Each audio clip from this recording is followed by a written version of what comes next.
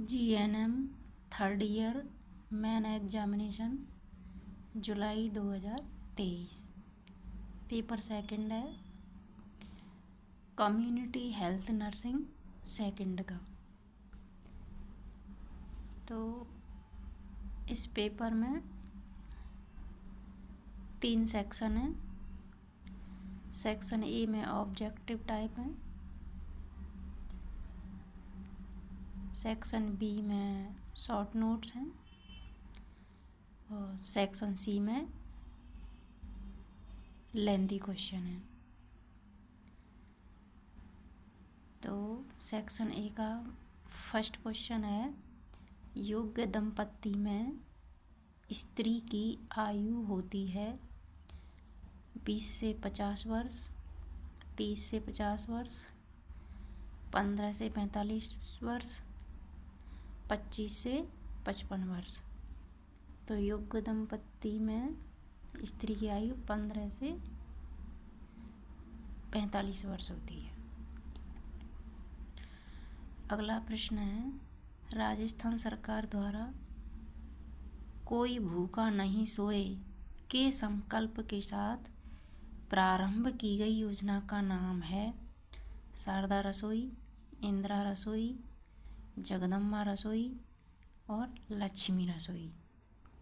तो इसका right answer है बी, इंदिरा रसोई। मिलती है ना वो 8 रुपये में, हर जगह मिल जाती है ना इंदिरा रसोई, 8 रुपये में जो मिलती है वही वाली है ये। अगला क्वेश्चन है, समुदाय और चिकित्सा अधिकारी के बीच प्रथम संपर्क बिंदु होता है sub centre, primary health centre, community health centre और डिस्ट्रिक्ट हॉस्पिटल। समुदाय मतलब गांव और चिकित्सा अधिकारी मतलब जहां डॉक्टर बैठता है। तो सब सेंटर पे तो ANM बेंजी और CHO होते हैं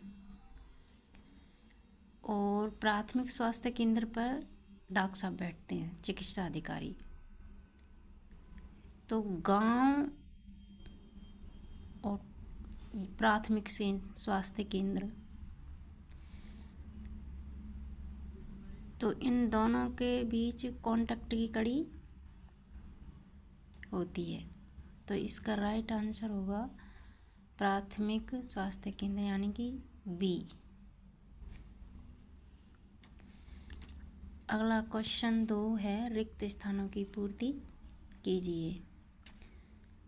तो विज्ञान की वह शाखा जिसमें मानव जनसंख्या का अध्ययन किया जाता है कहलाती है। तो इसे बोलते हैं डेमोग्राफी। डेमोग्राफी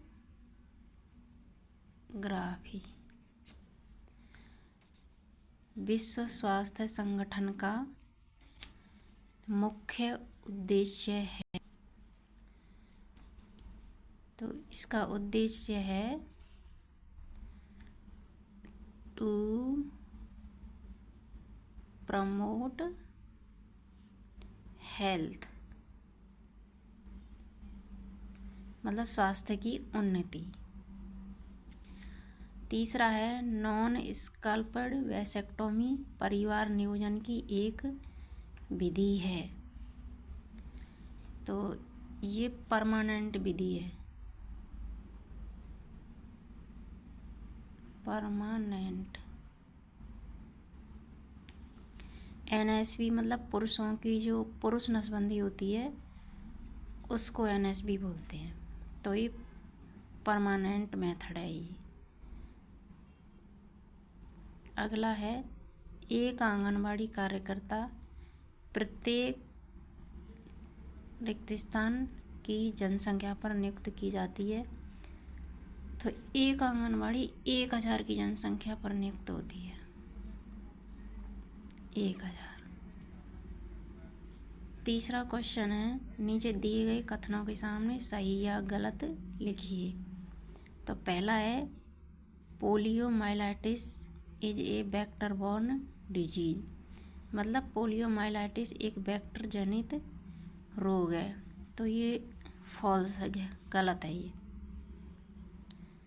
पोलियोमाइलाइटिस एक वायरस जनित रोग है, ना कि वेक्टर, है ना, तो ये गलत है।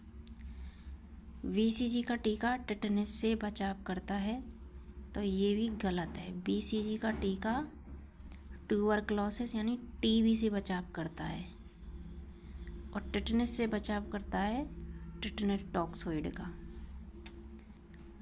तो ये गलत है।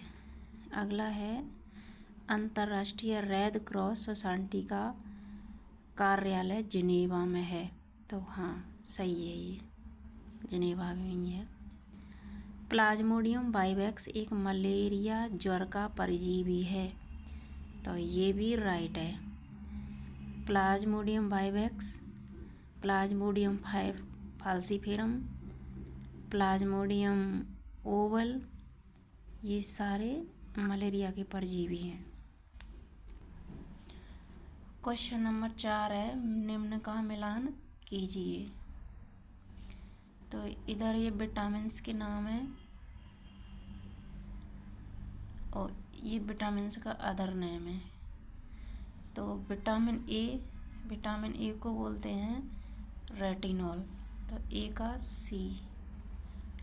विटामिन B2 को बोलते हैं राइबोफ्लेविन, तो D। विटामिन B12 को साइनोकोवैलिन बोलते हैं, तो इसका आंसर होगा A। विटामिन D को बोलते हैं कैल्सीफेरोल, विटामिन D को बोलते हैं कैल्सीफेरोल, तो इसका होगा B। तो इस सेक्शन A के तो ऑब्जेक्टिव टाइप थे, वो पूरे हो गए। अब सेक्शन B में है, इनका मतलब 100 से 120 वर्ड में आंसर देना है। तो 5वां क्वेश्चन है, JSSK में सामुदायिक स्वास्थ्य नर्सिंग की भूमिका। 6वां है, RNTCP को संक्षेप में लिखो, मतलब revised national tuberculosis control programme.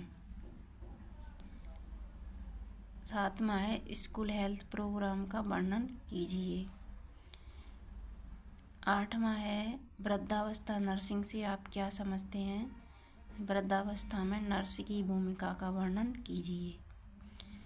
9वां है, संचारी रोगों की रोकथाम में सामुदायिक स्वास्थ्य नर्सिंग की भूमिका लिखिए। मतलब ये 6 क्वेश्चन हैं, 6 में से कोई भी 5 करने होते हैं।